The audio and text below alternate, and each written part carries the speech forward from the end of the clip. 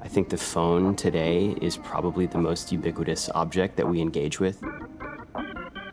So a very interesting, piece of our everyday life to alter. In a lot of my work, I think very heavily about both what the sculpture looks like, but also what it's made out of. So the use of crystal, volcanic ash makes us think about geological time, right? The object has this kind of truth in it. And I started working with patinaed bronze a couple of years ago, which makes us think of history. I'm always interested in bringing my work into arenas that are not a typical art world scenario. And Xiaomi reached out with this new phone that they were developing and had some pretty amazing capabilities for creating texture. It seemed like an interesting project to bring this type of erosion into something that people would engage with daily.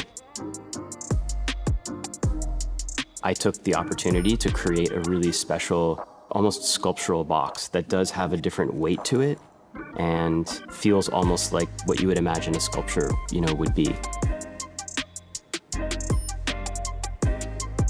I think that even once you remove the phone from the box, you might keep the box itself as an art object.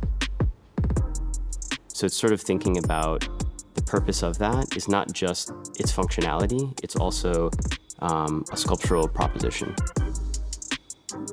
Xiaomi is inherently interested in the future. They're thinking about what's happening in 5 years or 10 years. So I'm quite sure that in 20 years, there will be people who have this phone that don't use it as a phone anymore, and it just becomes a sculptural object that is kind of linked to a particular moment in time.